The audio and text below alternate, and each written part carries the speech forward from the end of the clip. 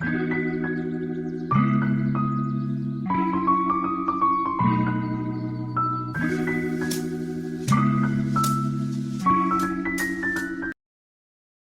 folks, thanks for joining me for this episode from the EmbellishPod. If you got here by chance, please take a moment to hit the subscribe button.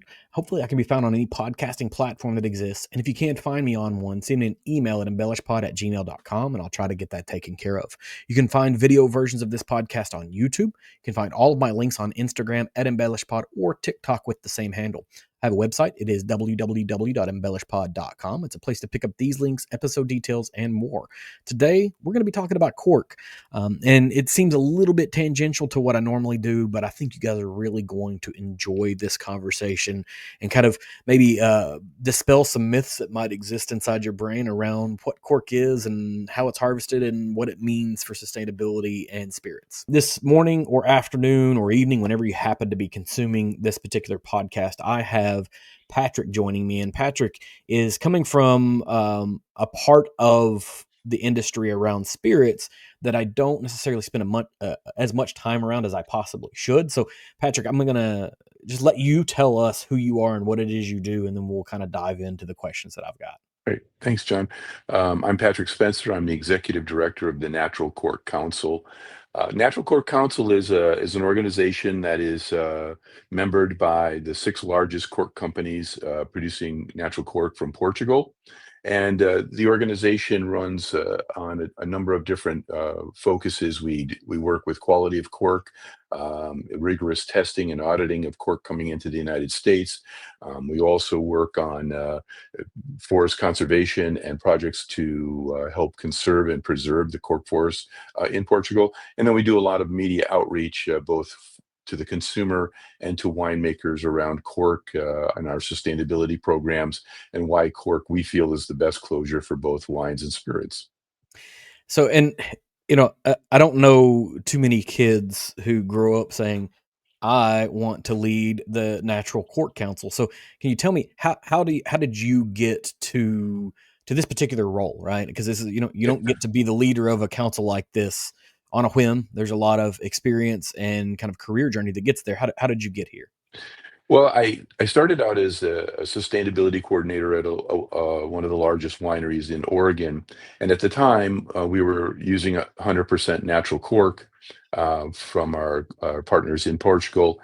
And one of the things that we wanted to promote more strongly was the use of Forest Stewardship Council, or FSC certified natural cork.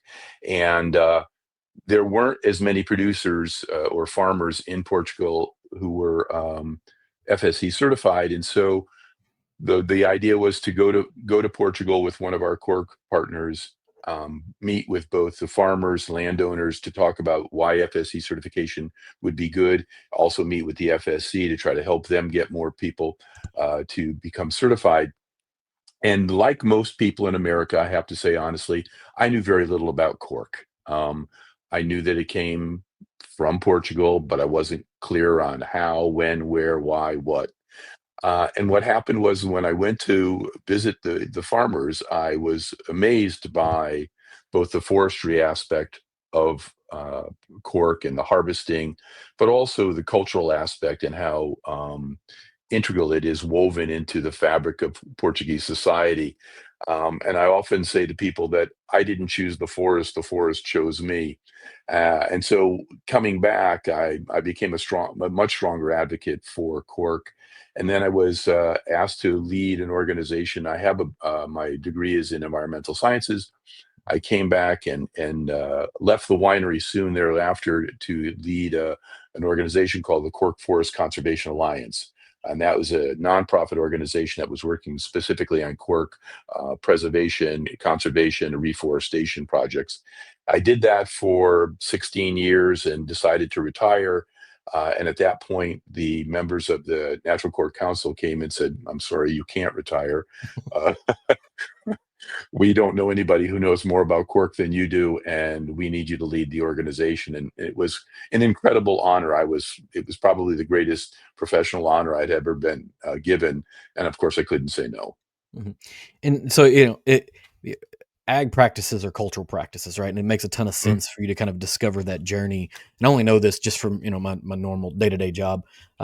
It's interesting to kind of discover that. Now you mentioned a term early on in the answer, a term sustainability, and sustainability can have a lot of meanings within the market space for consumer products, for just about anything, and oftentimes it becomes a marketing term, but bringing in certifications is the thing that sort of helps to validate that you're doing sustainable Mhm. practices in a meaningful way.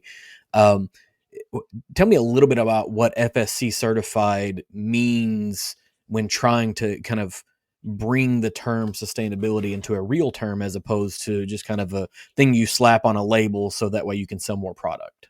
Yeah. So the Forest Stewardship Council is the largest forest certification body in the world. And essentially, there are a number of criteria that have to be met by landowners or forestry people to meet the FSC certified standards. Certification of non-using chemicals, reforestation projects. Um, it involves human action as far as employment and human rights efforts. So there's a number of criteria that any landowner or anyone who wants to be FSC certified have to meet. The interesting thing about forestry in Portugal, cork forestry, is that when the landowners look at the list of criteria needed to become FSC certified, they go, well, okay, well, I'm not using any chemicals. I'm hand harvesting. I'm replanting. My workers are the highest paid agricultural workers in the EU. We 100% of our product is natural and we absorb CO2. I mean, they meet all the criteria for Mhm. FSC certification. So it was a little bit of a hard sell in getting them to become certified because we needed to provide them a financial incentive to say, hey, listen, you can get more money for FSC cork than you can non-certified cork. And so that Mhm. sort of was it. But that FSC is the gold standard in the world of forestry. Cool. So, and you currently work with and for the Court Quality Council, and this council has been around. Well, sorry, you currently work for the Natural Cork Council, which used to Mhm. be the Court The Quality cork, Council. yes. It's been around since the mid '90s, and I think from what I understand, you kind of helped oversee that branding change. Can you maybe give us a little bit on maybe the reason for after Mhm. 30 years we're going to pivot this and rebrand it? Does it bring Yeah. in something new? Yeah, I think that's a great question. The Cork Quality Council was created during a time when uh, the quality of cork coming out of the cork countries, and Portugal's not the only country. There are 6 other countries that produce cork. But what was happening was the wine industry was expanding at a massive rate, as was the spirits industry. And with any product, there are people who are committed to high quality. There are people who are committed to lower Mhm. quality, and then there are people who have no commitment to quality. And Mhm. so, as a winemaker or a spirits producer, it's hard sometimes to tell whether or not you're getting good quality cork. No one's going to say, "I'm selling you bad cork." Mhm. Um, and so, what happened was there was a decline. I believe there was an expansion of growth in cork, and at that time, there was a bit of a decline in the quality of cork.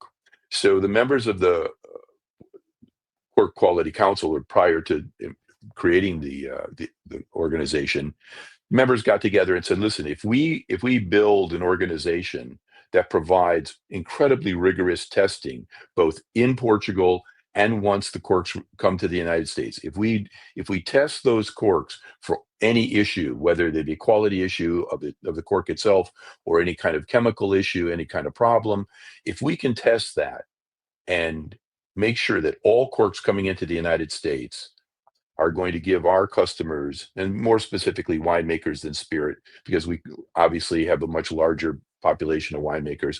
If we can provide winemakers with a credible understanding that the corks they're buying from this specific group of members is the highest quality cork they have, then we mitigate a significant amount of the problems of buying uncertified and untested cork. I think that was critical for the members of the Cork Quality Council. 25 years later, Portuguese cork industry has spent tens of millions of euros on learning where problems come from, both in the field, at the growing level, at the harvest level, and then following all the way through to production. And so now the problems that once had a bit of a caused a bit of a problem to the cork industry have been virtually eradicated. Mhm. And so now we're looking at a membership that says, well, listen, we solved the problem that we were formed to attack. Now what do we do? Now we're a group of six-member organization, and we've conquered this problem. What do we do? And so I think when the members of the Cork Quality Council at the time came to me and said, "What should we do?" I said, "Well, I think the biggest problem that we face is that 90% of the people in America, and under that umbrella, I will put both consumers and winemakers and spirit makers. 90% of the people in America don't know anything about cork. We've Mhm. not done a good job at telling our own story. And the 10% of the people that do know something about cork, 90% of what they know about cork is wrong. So we have another behemoth that we need to attack and eradicate, which is misinformation about both cork and the alternative closures that are challenging cork for the winemaker and spirit business."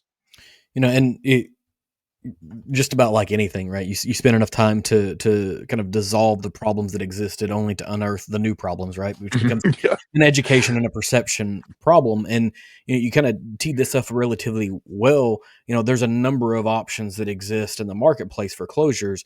So instead of saying like why not them, I guess maybe the question is why cork, right? Like what is the features and benefits of cork as a closure type, as opposed to something else. Because if I'm a producer in the United States, my cork is coming in on a ship from somewhere else. Is there something I could use locally that kind of shrinks my go to market time frame, right? So what is the advantage of a cork for me?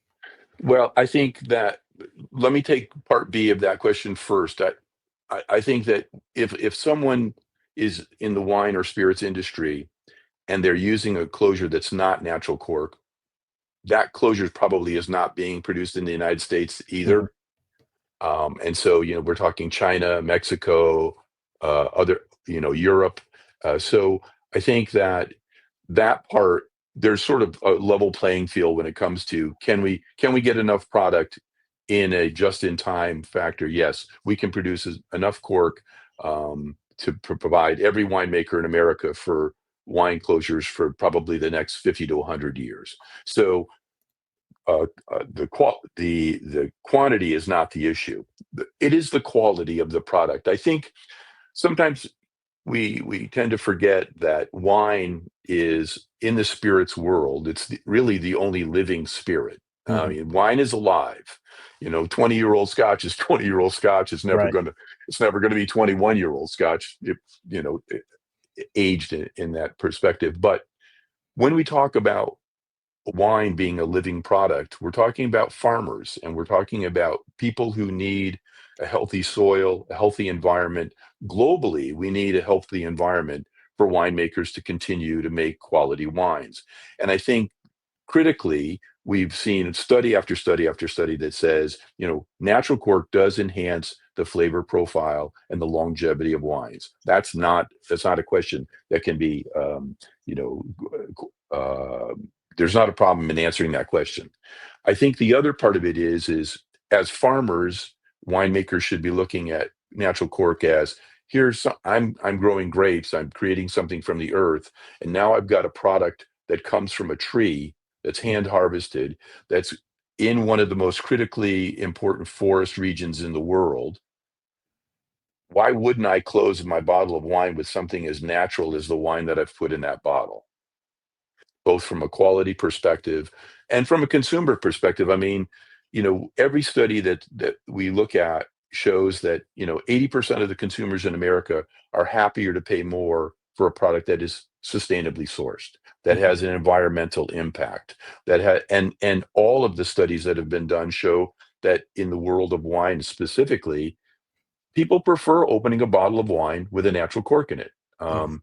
There's not there may not be a complete understanding. It's almost subliminal. I think there's a natural sort of earthiness about you take a bottle of wine and a cork comes out. I mean, I'm not sure people can actually explain the experience, but it's internal.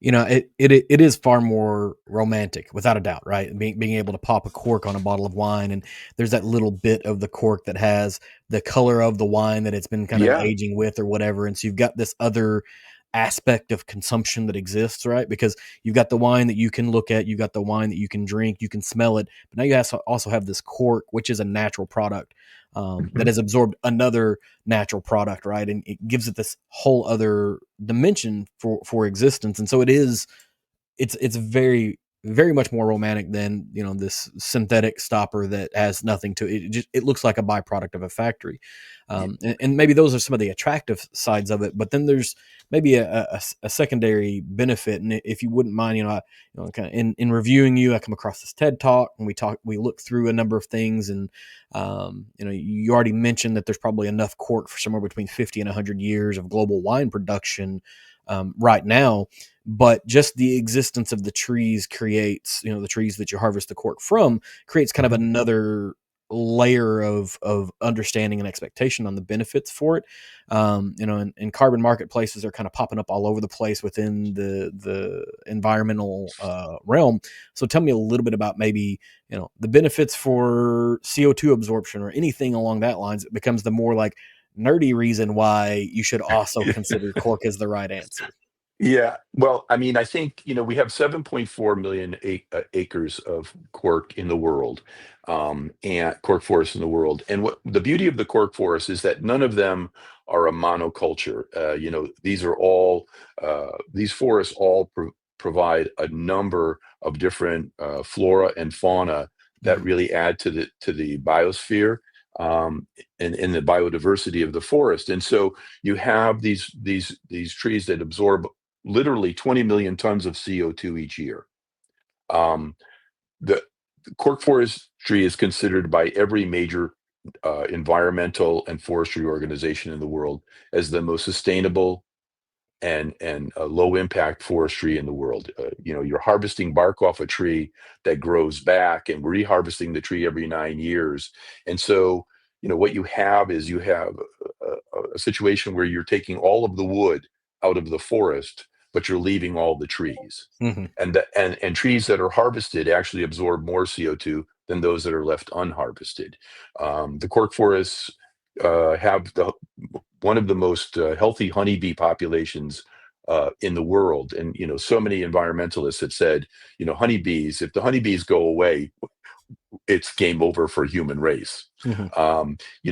There are over 1,300 species of plants, animals, and insects that live in the cork forest that live nowhere else in the world. So when you look at that sort of impact that the forests have, and then consider the fact that where cork grows, it's a very arid, low water table climate. And so those forests actually are the last firewall to preventing desertification in that part of the world. Mhm. As you probably saw from the TED Talk, cork doesn't burn until it gets to be 2,000 degrees Fahrenheit. That's why it protected the space shuttle for 30 years, the fuel tanks on the space shuttle. So I think what we really want to do is think about, if we have an option between putting a closure on a bottle of wine that comes from mining, strip mining, and leaving devastation to the health of our planet, or to close it with a closure that actually reduces CO2, that is carbon negative, if you will, um, and reduces the CO2 impact of actually making wine. Why would we not use that just from an environmental perspective? And I often say, people say, it sounds like a great idea. And I try to tell the consumer, you know, we are an immediate gratification country. We love that. We want to give something and we want to Mhm. get something in return immediately.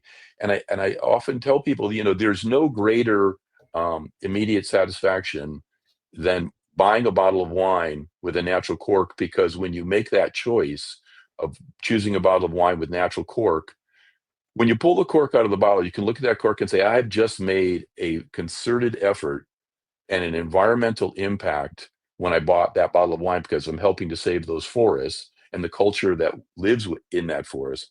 But my Mhm. immediate reward is the glass of wine in my other hand. So there's not much quicker satisfaction that you can get than opening a bottle of wine with a natural cork. Yeah. And you mentioned another bit of that is, opening a corked bottle of wine is there's a little bit of a ritual to it, right? Because usually there's Mhm, foil or some type of enclosure over top of the cork, and so you mhm, have to have a tool to do it, and it gives you the opportunity. And you're right, America's a consumeristic society where we want things right away. But we have these moments where we accept things to slow down, right? It's just like hurry up and slow down kind of mhm. moment. It's pour over coffee, it's Japanese tea, it's any a number of these things where you kind of have to take your time to do it. And so you're you're pulling the foil off, you're pulling the cork out, you're kind of examining it, you're pouring it in a glass. It takes a little longer than just like screw off a 2 liter and pour yourself a big gulp of Diet Coke. And it it Yeah. adds to, I think, the mystique of it all. There are some wines that absolutely are intended to just spin the top off, pour as much of it as in a glass, and then drink it down. But at least my experience, most corked enclosure wines are meant to be enjoyed over time, right? Like, this is not a quick consumption model. Yeah, and I think that there's a little bit of um, misrepresentation in the concept there. Just John, just bear with me. You know, a natural cork closure, 100% pure natural cork closure, is great for a bottle of wine Mhm. that you're going to age and that you want to have laid down for a while or that you're going to consume down the road. But we look at virtually 90% of all the wine consumed in America, purchased in America, is consumed within 48 hours. Mhm. And so winemakers are have shifted, especially in the United States. Winemakers have shifted from producing wine that's meant to be laid down for 5 to 10 years, as our European cousins do, still in France and Italy and whatever. There are some in America that still do it, but knowing that most of the wine is consumed, and that's somewhere under a $20 bottle of wine, and it's consumed in 48 hours, Mhm. there's no reason not to put some type of natural cork closure in that bottle, whether it's a composite cork, agglomerated, micro-agglomerated cork. You're still getting the benefits Mhm. and you still get the romance, but it can be a bottle of wine that was produced in 2024 and is meant to be consumed in 2025. Right. I, I once said to someone, you will never walk into someone's house and see a big glass jar on their coffee table and see it filled with screw caps. Uh, from memories. Uh-huh. There, there's a similar big glass jar that's right here that's full of corks behind me. Okay, there you It go. does not have. You're right. It doesn't have any screw caps in it at all. And then there's this other concern. At least, I feel like it's starting to grow in the North American marketplace, where even if it is meant to be drank in the same year, there's this concern of you have this artificially created enclosure that has some form of either like a gummy substance on a screw top that kind of provides that seal, because metal on metal is or metal on glass isn't always the best seal. Mhm. Or they're creating an alternative to a cork, which is also going to be some type of a plastic based substance, right? And now I'm going to put alcohol up against it, whether it be wine or spirits. Um, is this leaching microplastics into me? Like, what's the concern? And I'm sure there's some education that you guys have to do around that as well. Like, are there health concerns over using non cork enclosures in things that might slowly dissolve plastic because of alcohol? Yeah, I think that's a great question. I mean, a number of studies have been done to show that when plastic is exposed to any kind of solvent, there is a degradation of the plastic and there is leaching of those microplastics into the solvent. We have to remember that alcohol is a solvent, and so therefore wine and spirits are both solvents. Um, we don't have any long-term studies that show that. I know there was a study that was done in Texas a number of years ago that showed that, from a plastic wine closure, it was leaching microplastics, which were considered endocrine disruptors, and those endocrine disruptors were considered some of the culprits in breast and colon cancer. Again, that study was done, and I know it was peer reviewed, but I don't know that there's been any successive Mhm. studies. But I think it's really interesting when you look at the history of, let's say, the plastic closure. We've gone from full on plastic closures to companies who produce plastic closures trying to produce them from a plant-based ethanol from Mhm. sugarcane, and now taking plastic out of the ocean and trying to remake it into a new closure. I think the bottom line is that plastic, there's a story that's spun about how that might be better, but the issue really is once plastic is produced, it never goes away. Right. Every piece of plastic that's ever been produced in the United States, unless it was burned, it's still here. Whether Mhm. it is in its solid form or it's in its micro form, the plastics are still here. And I think that, when we look at the consumer base, when we look at a number of products that used to have, whether it BPA or other kinds of plastic chemicals in them, you've seen a significant shift. And I think you're seeing even a larger shift. People are becoming more aware of the health risks of plastic. Mhm. Does that suggest that we're going to get rid of plastic altogether? No. But if you have an opportunity to keep plastic away from a solvent where there is a risk, why wouldn't you? Right. And there's I think you have the plastic story, which is being told by a number of other products that exist in the marketplace, whether it be BPA and tomato based acidic environments, or Mhm. alcohol solvent, however you want to look at it. But at least you know when I dove into this and started doing my research, and like my understanding of how cork farming worked was incredibly wrong. And I think you combat this on a regular basis. The more I looked at it, the more it starts to feel an awful lot like wool, right? You've got sheep Yeah. that produce wool, you shear the wool, the sheep still exists, the tree still exists. And I think my perception and understanding was that when you harvest the cork off of the tree is then going to die, and now we're really kind of burning through these trees super fast. And you know I've read other things that people thought, like, is cork coming from the bottom of the ocean? Are they cutting the trees down to harvest it? And none of that is true. But tell me a little bit about, how cork is harvested, and maybe like what are y'all doing to combat, and educate on how cork is made?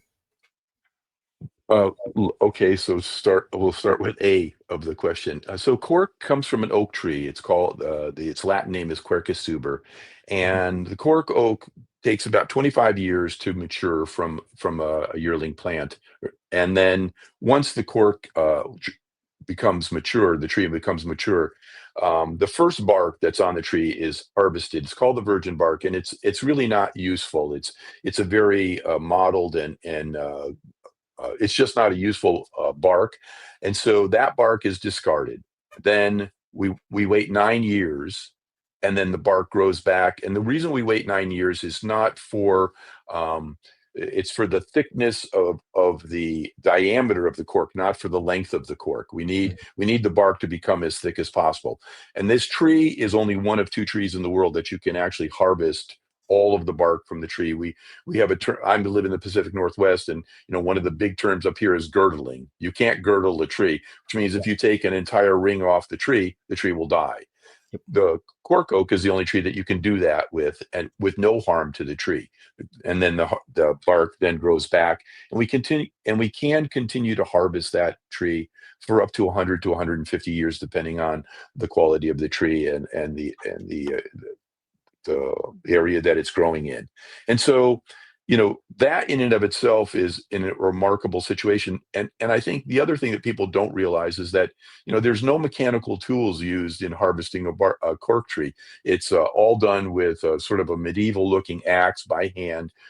From really skilled workers, because if you're harvesting the bark and you cut too deep and you cut into the cambium layer, you can damage the tree and no cork will grow there. And so Mhm. this you have a really highly skilled set of workers who do this. And again, I think I mentioned earlier, they are the highest paid agricultural workers in the EU. Mhm. And then, once that bark is harvested, it goes through a number of processes until it gets to the final facility where it's going to be turned into a natural cork.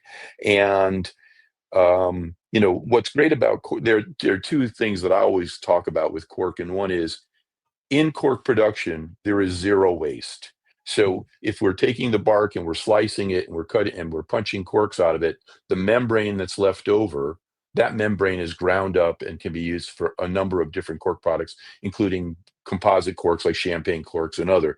But what's really interesting is the cork industry has learned that, cork, because of its elasticity, it doesn't grind like a really hard piece of wood. It takes a really specific kind of grinding machine to make cork into granules, and the dust that is produced from that grinding is then vacuumed up into containers where it's compacted, and then the factories actually burn that biomass to create up to 60% of their own electricity to run the factory. So when you talk about a closed circle Hmm. product, cork has got it all. And then you have the social aspect of it, which is another story that I think we work really hard to tell, is that, being one of Portugal's largest exports and products, cork is woven into the factory fabric of Portuguese society. Any town that you go to near the cork forest, whether you walk into a baker or a grocery store or a clothing store or buying petrol, whatever it is, that money that's coming into those businesses is coming from that cork forest and from the cork Hmm. production. And so there's no separation between Cork and the Portuguese society, and preserving those forests is not only preserving something that's remarkably important to the health of our planet, but it's also preserving a culture that's centuries old, and it's part of that. It's part of the DNA of the Portuguese people, and it's critical. And you used a term earlier, and my in-laws own a tree farm in West Tennessee where they do hardwood and pine, and girdling a tree is a real big concern, right? And so if you have a real layperson's understanding of how trees work, and then you see how a cork tree is the cork is harvested, you immediately assume the tree is dead, right? Because that's the only thing that Yeah. we know, and it is kind of this environmental anomaly that continues to exist after that. And longevity is a big deal. It's really impressive. Part of my brain also tingles in the back, when you get to the kind of the end of life for it. Is somebody making a barrel out of this that we can put some wine or some whiskey into so we can have some cork tree wine? See what happens there. If not, somebody should be doing that. That's maybe a different conversation for someone else.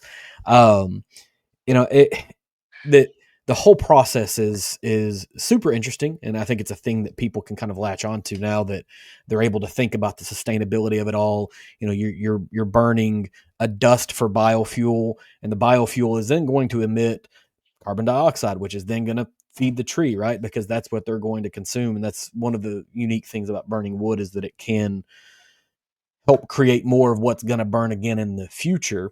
Mhm. And I'm gonna pull back a little bit from the Cork talk, and we're gonna go back to the Cork Council for a few minutes and make Sure. sure we give that kind of the attention it deserves. Now, you took over from your predecessor, and your predecessor kind of had looked over this for like 20 years or something like Hmm. that. Yep. 25 Um, years. so as you kind of eased your way into this, and you're now what, 6 months into fully leading, 7 months into fully leading. No, actually, on May 15th, I started my third year. Okay, third year. All right, so there's my bad research. But so in your third It's year, fine, no worries.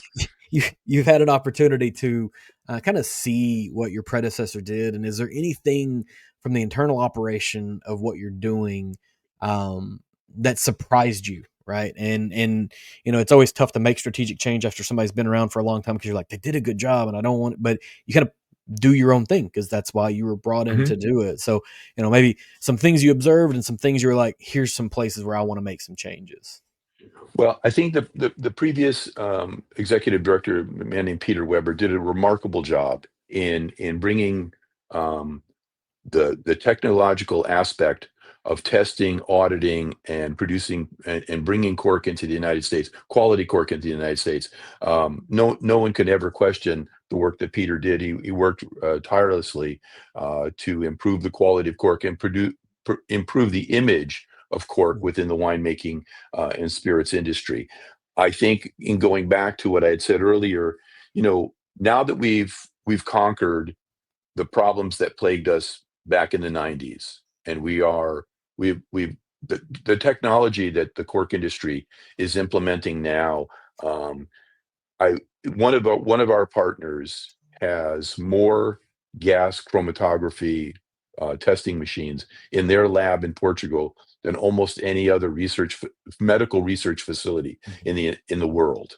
And so you understand that they saw a problem, they needed to address it, and they did. And just the fact that you, as a winemaker or a spirit maker, you can go to any member of the Cork Quality Council or the Natural Cork Council and say and buy cork with 100% guarantee that there'll be no problems with this cork.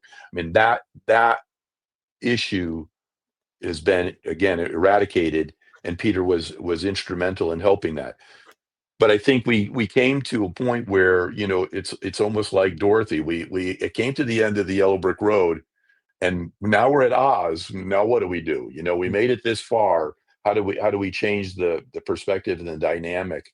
And I think that, you know what I what I learned from our members was that their role in the world is to provide the best quality cork they possibly can to the American wine and spirits industry.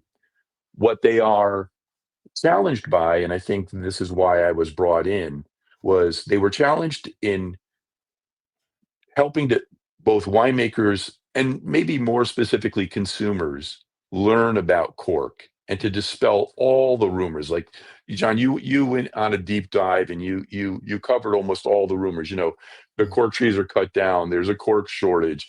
We're doing to the cork forest what they're doing to the Amazonian rainforest. And so, I mean, I think those misconceptions were allowed to grow, unfortunately, because the cork industry had its head focused on eradicating the issues that had plagued it.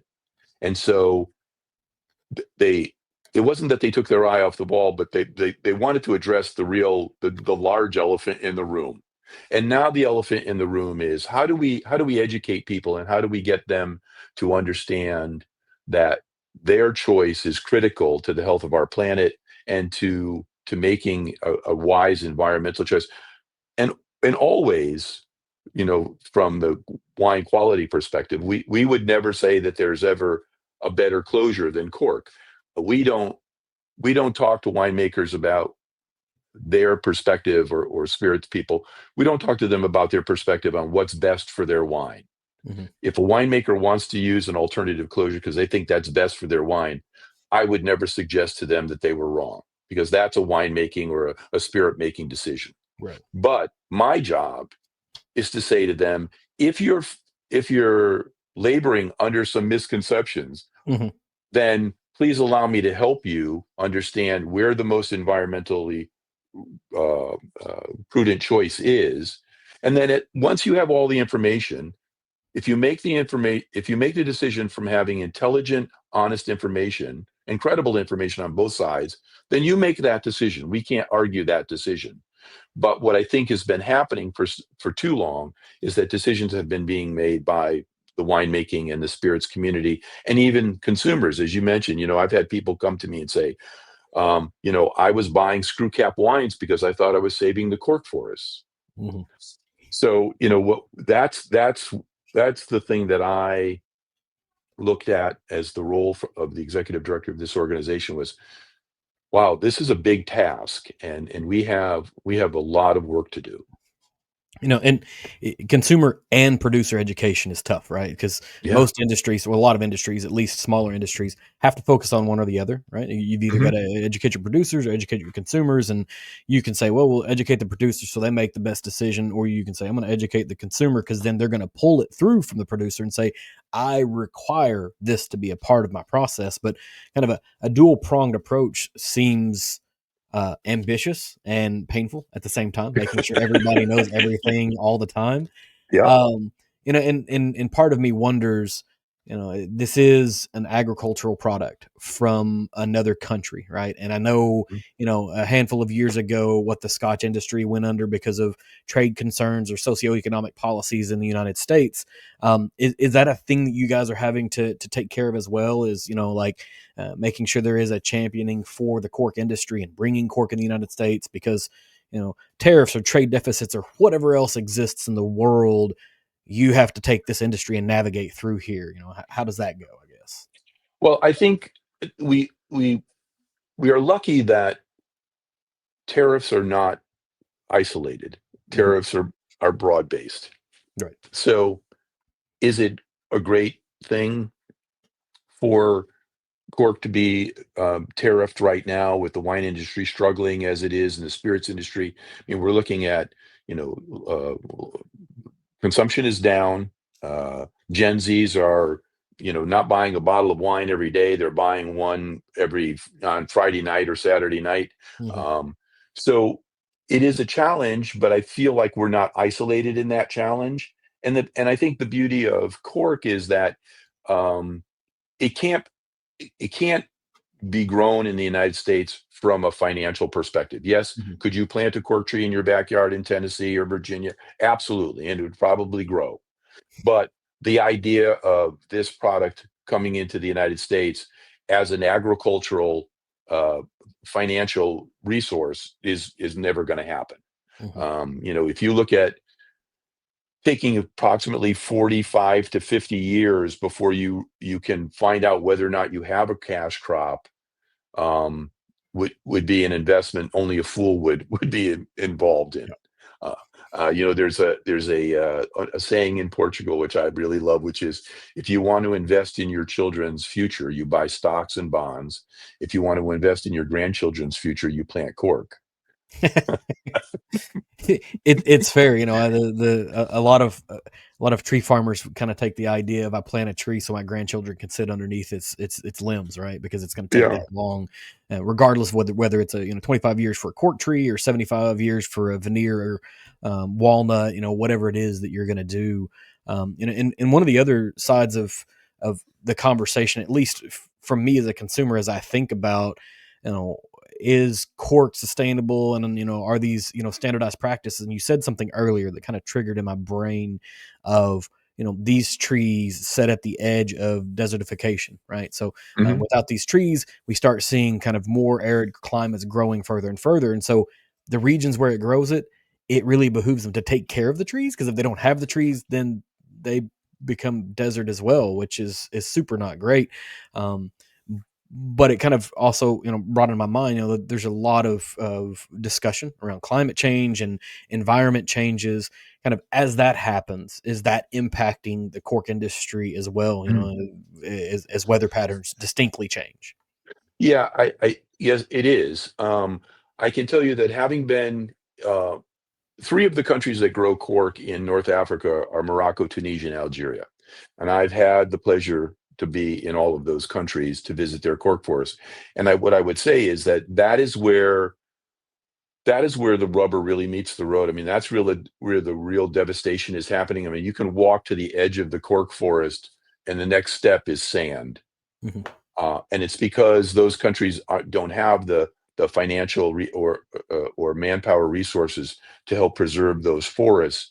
And so that's why the efforts are so strong in Portugal uh, to work on what is happening with climate change. We are looking at, probably, I would say, over the last 10 years, it appears that with temperatures going up a bit, um, farmers are now looking at 9.5 to 10 years for harvest. The harvest is growing. The trees are growing a little bit slower now due to increased heat. But what we are looking at is the significant investment that a number of our partners in AppCore, which is the sister organization to the Natural Cork Council in Portugal. So between AppCore and the members of the NCC, working on looking at different kinds of irrigation situations and growing situations to help the cork trees mature faster, so that they can sort of mitigate this stunting growth during the early phases of the tree's life. If we can bring them to maturity a little bit faster and make them a little bit more hardy, they can resist that sort of increased climate change that's happening in that region of the world. Yeah. And I guess my next question is sort of tangential, but you've got kind of all of these efforts that are going on, through education and through sustainability and all of this, and you're a council, right? So how do you operate, right? There's some revenue that has to exist to allow for you to do all of the things that you do. Like, how do you fund, I guess? We are a membership-based organization, and our six membership members pay an annual dues Mhm. to the organization. And then once every 3 to 5 years, we work with our partners at the Portuguese government and AppCore, which is the organization I just mentioned, and we provide some funding is provided both from the Natural Cork Quality Council members and the Portuguese government to create marketing and public relation campaign here in the United States. So we've done that a number of times, and that's been really helpful. I think that some of the efforts that we've made have helped move the needle in awareness. I think there's still a long way to go, and we have a campaign that'll be upcoming. I think it'll start later this year and run through 2027. But my hope is that campaign will really focus on. Um, I'm a strong advocate of focusing on the younger generation of Mhm. wine drinkers. I think the people in my age group and maybe a little bit younger, we love cork. We grew up with it. We know it. We may not know about it, but Mhm. there's a historical connection that we have. And I think when we look at the younger generations, this is their planet to save, and I think they have a greater awareness than maybe any other generations have had in the past about what's happening with climate change and the way the planet is changing. And I think our target should be on making them devotees and saying, we're committed to saving these forests. And again, if we can provide them a level of instant gratification where they can say, I did a good thing and I'm going to have a nice drink to go along with my good feeling, Mhm. we've won. And I think that helping to educate them and making them committed is really a core issue. And responsible consumership feels like the kind of the anthem of younger generations. And I'll say Hmm. younger generations because I'm by no means the youngest generation that might be consuming alcohol. As much as it hurts to say, but we're at a time in the world where there's not been more information readily available for anyone to know. But Hmm. I think that the cost of knowledge acquisition is so low that very few people are diving deep. And so when you talk about educating a younger generation about cork, its sustainability, its value, its kind of place in the world, what are the avenues that you're chasing down to try to get the message in front of the people that need to hear it the most? I think we're open to everything, and whether it be TikTok or Facebook or Instagram. I think there are a number of different opportunities that we have not fully explored yet, um, to try to get this message to people. I think what this message has to be is it can't be doom and gloom. It has to be joyful. It has to be exciting, and it has to be a message that says, "I feel good about this message," and it's Mhm. fun. I've often thought that, having some influencers in Portugal who were part of the Cork community and who are on TikTok or Instagram or whether it be, whatever Facebook, whatever social vehicle works best. But having those people become influencers and having them become key people in a younger generation's world, that there's so much beauty and joy, whether it be food or wine or culture in Portugal. I think that having that kind of influencer can be really critical, to the younger generation to say, well, this is a country I don't know anything about. Mhm. It seems like a remarkable place. They make great wine, they have great food, and they make cork. And this tree is remarkable and unique in the world of forestry. So I was thinking about something that you said to me earlier when we were talking about the FSC and we were talking about, people not knowing much about trees. I was recently on the board of directors, the international board of directors for the Forest Stewardship Council. And it was a real honor for me to be part of that. And as a international board of director, there were 12 of us, and each one of us gets a chance to tell a story about where we would like the board to go for a board meeting. And it has to be obviously a country that's got forests and forests that are critical to the health of our planet. And when it came to my turn, of course, I said, well, we're going to Portugal. Mhm. And what I found really interesting was, we flew into Lisbon, and the next day we had a day trip out to the cork forest. And I was with long-term members of the Forest Stewardship Council, including the Director General and his staff, my other 11 board of directors, and ancillary staff around the FSC. And when we took them to the cork forest, it was almost as if I was reliving my first experience.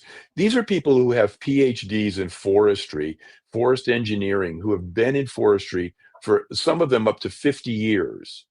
And watching them watch the harvest was Mhm. like seeing kids at Disney World. Like, they were shocked. And I just thought, this is a perfect example of why the message is not being told well enough, and how we need to step up our game to tell Mhm. this message. If I'm surrounded by some of the greatest forestry experts in the world and they've never seen a cork harvest, what do I expect from the American public? I mean, I need to give them a break, I think.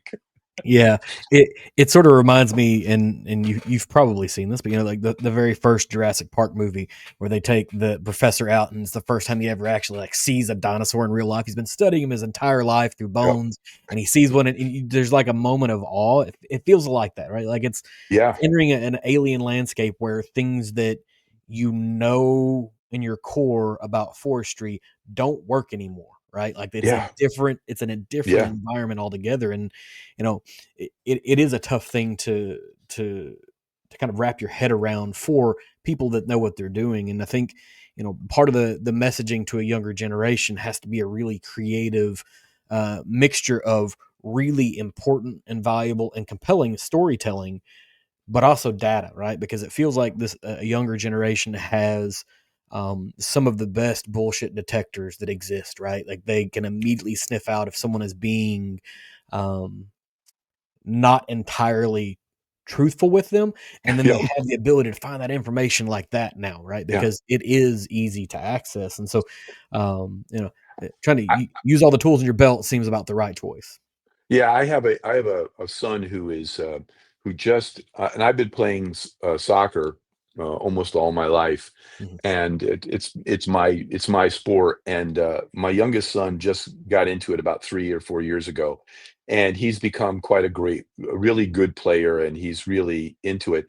And I feel like I know a lot about soccer, but this kid came to me the other day and said, "Hey, I could tell you who has won the World Cup every year since 1930."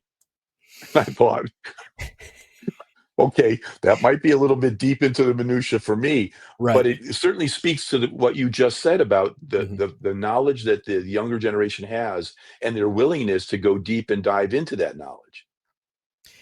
And we're starting to push up on time, and I want to be Okay. aware of that. But a couple of, I guess, maybe a couple of forward looking questions for you, right? So you've had an incredible career. You sort of retired, and you kind of got pulled back out of retirement to do Yeah. what is important and valuable work. If you were to look 10 years into the future, 15 years into the future, um, what is your vision for how this court council sort of exists? I if I had, in a perfect world, John, what I would hope is that the Natural Cork Council would cease to exist. Mhm. Because what would happen is, not that I want to see the rigorous testing and auditing going away, but Mhm. the individual core companies are truly dedicated to this testing on their own, and they're triangulating the testing. And so I'm not worried anymore about the testing of Mhm. cork and the quality of cork coming into the United States. What I would hope is that there would be enough education where the trend would shift away from an alternative closure, whether it be a screw cap or plastic, and that winemakers going back to natural cork in a much stronger way, where the health of the cork forests and the industry that really has a great impact on Portugal's economy. Those things, what I would hope is that those things would be stable enough where I could say, okay, gentlemen, see you later, shut it down. We did our job, Mhm.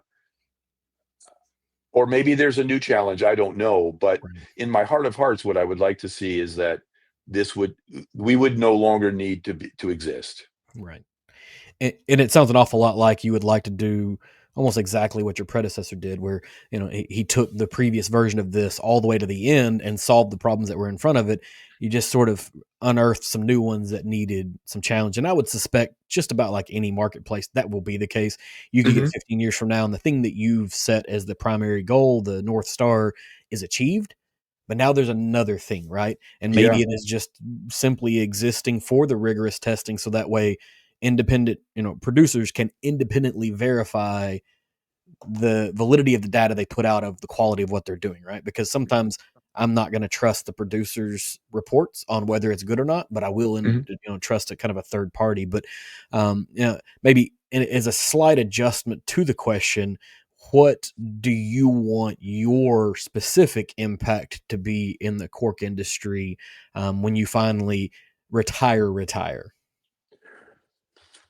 Um, I'd like I'd like the cork industry to think that this, well, quite often when I go to Portugal and I meet someone who I haven't met before and they know who I am, quite often the first question they say is, why does a man from Oregon care about the forest 7,000 miles away? Mhm. Like there's not an understanding. Like I'm not Portuguese by heritage.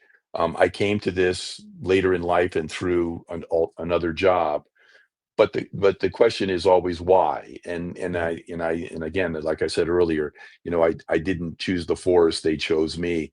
What I would hope is that at the end, the cork industry would say, Patrick spent 25, 30 years of his life trying to save our industry and to make people aware of why cork is so important. Um, I don't I don't look for accolades. I mean, I always say to my friends and family, I've never, since I've taken over 20 almost 20 years ago working in Cork, I've never woken up and not been happy to go to work or Mhm. not felt like I wasn't doing the right thing. So, what the cork industry thinks of me, I hope would be good, but what I think about myself is that I did the best I could with what I had, and I love this industry.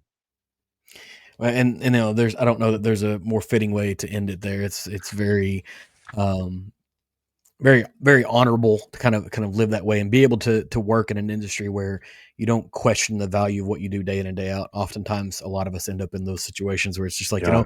this is the job that pays for the things that I like to do whenever I'm done at the end of the day, right? Yep.